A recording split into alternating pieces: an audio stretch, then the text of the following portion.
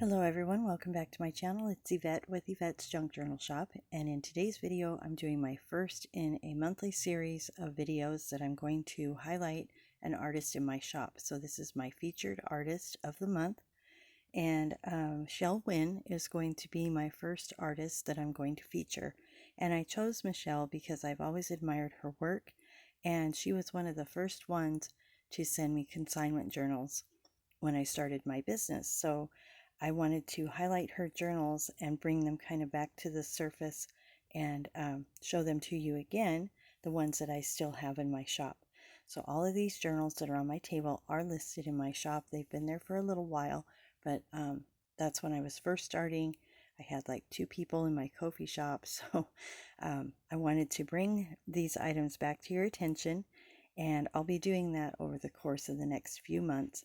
I'll be having a featured artist and pulling some of the journals that I have and just showing those again, and so we can kind of appreciate the work that they've done and see what each artist kind of is unique about them. So I have an email here that Michele has sent me, and I asked her to send me just kind of a little bio about how she got involved in junk journaling, what she likes about it, how she heard about it, whatever she wanted to share, what her inspirations are, how she her creative process, whatever she wanted to share with me. So she's written this in first person, and I haven't had time to retype it, so I'm going to be reading it in third person, and hopefully I can stay in third person while I do that. So if I mess up and say something I instead of she, please forgive me. So I'm going to share this here at the beginning. This is her Instagram, and go ahead and check that out. She said she posts there quite often. So take a screenshot of that so you have it and check her out. So we're, like I said, we're just going to go through these journals. Again, these are all available in my shop, Yvette's Junk Journal Shop on Ko-fi. And I'm going to go ahead and start with this journal and just read here what she has shared with us. So thank you, Michele, for sending that over. And I'm super excited to learn more about her. So let's go ahead and open this one up, and then I'll just start sharing as I look through the journals. So she tells us all of her years. Oh, wait, I'm in the wrong place. Let me get back up here. I have this on my laptop next to me. There we go. Okay, so she starts out saying that she's the daughter of a crafter, home sewer, and so she grew up learning all of the yarn crafts and mastering the sewing machine. So as you can see, she does a lot of sewing in her journals. And then she says her mom bought her first sewing machine, Sears Kenmore, when she was 18 years old on her birthday, and she's still using that machine today. This led her to a career as a theatrical costume designer after obtaining her master's degree. And she was a freelance costume designer in New York for 10 years, and then 10 years in San Francisco Bay Area before she retired from that career 10 years ago. She spent the last 10 years as a cheesemonger at a specialty food market in San Francisco.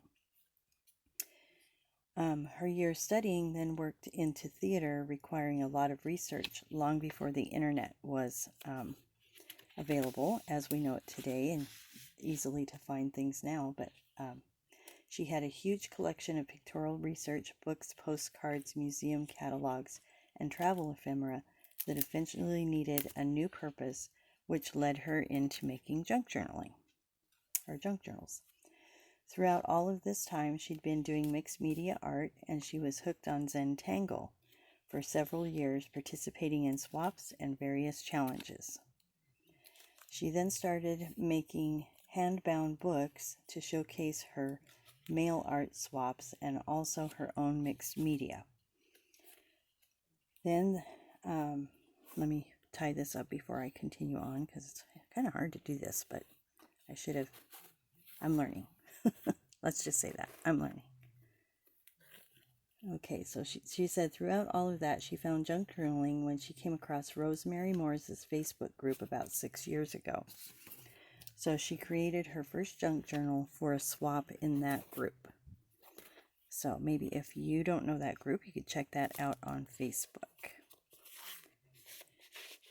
And then she said she came across Lindsay, so that's Lindsay Zenor at Nevermore Creations 17. So Lindsay is the one who I used to consign my journals with, and then I purchased the consignment portion of her business when she stopped doing it, so I can continue to have journals from other artists and have consignment. So that's who Lindsay is when she refers to Lindsay. So she said she came across Lindsay's channel on a Facebook group in 2019, and she sent her first journals in 2020. Let's see, I lost my place because my screen went away.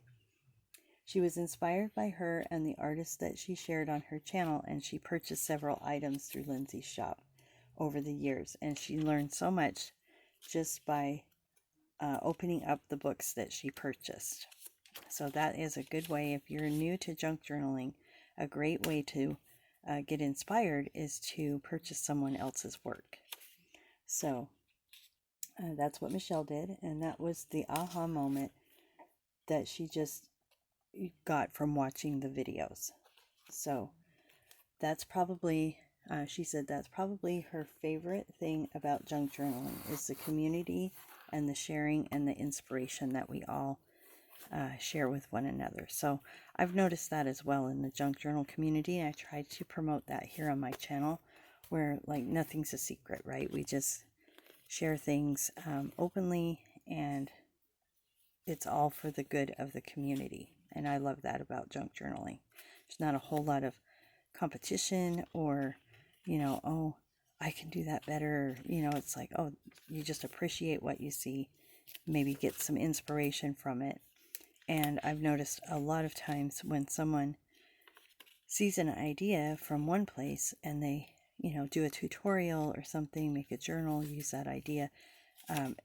In this community, there's a lot of giving credit where credit is due. So I think that's awesome about our community. So I just added that in there. But so she makes the journals. I'm sorry, this would be Michele. Makes the journals, and she likes to use journals. So she uses them to write in, collage, draw, paint, and collect. She calls her journals anything goes. If it looks good on a page, then it goes. She rarely does a theme journal, and she makes her cover first and then often has 3 or 4 going at the same time because she does a lot of mixed media covers. So it's easier for her and more creative to just make those covers at the same time.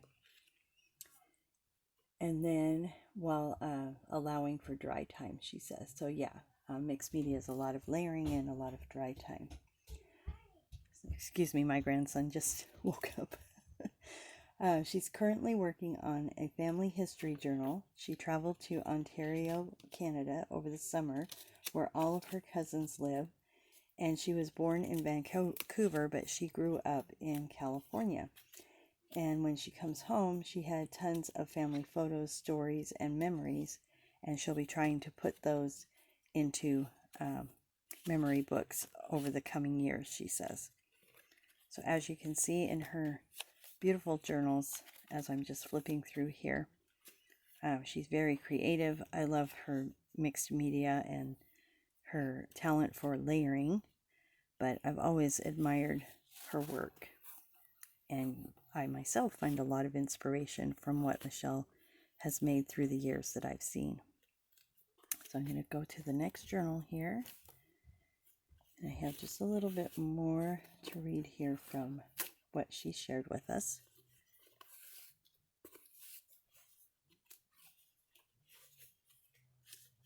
Flip this over so you can see the name of the journal there, just in case you wanted that.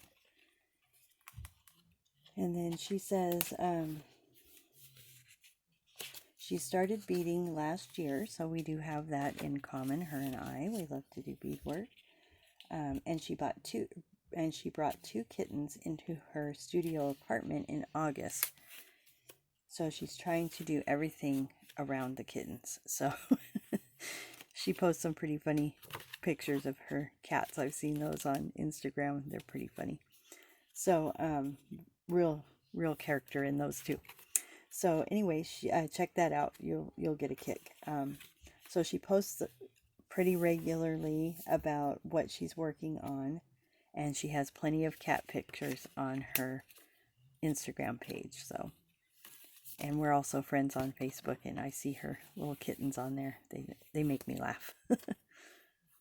Oh, we'll tie that up in a minute. I didn't do that right. Okay, so let's just go ahead and look through this last one here. That's all that Michele had to share with us, but I will say, again, all of these can be found in my Ko-fi shop, Yvette's Junk Journal shop, and check those out. I'll try to bring them to the top of the page, but it's kind of hard to do that in Ko-fi. I haven't quite figured that out yet, so if I don't, what I will do is maybe link them in there. But like I said, if you just type in Michele's name, they will come up in there, anything that's related to her. So check that out. Please support Michele as much as possible. If you like her work, let her know. And in the comments, you can comment here and she'll see those. And I really appreciate, Michele, that you have trusted me with your lovely journals to get them into the hands of someone who will love and appreciate them. So thank you so much, everyone, for watching. And thank you, Michele, for joining me on this fun journey I'm on. Check out my next video, which I'm not sure what I'm going to be doing. Who knows? But check it out and stay tuned. I've got a lot coming up. Thanks again, and be watching next month for our featured artist as well. Have a great day, and thanks for watching.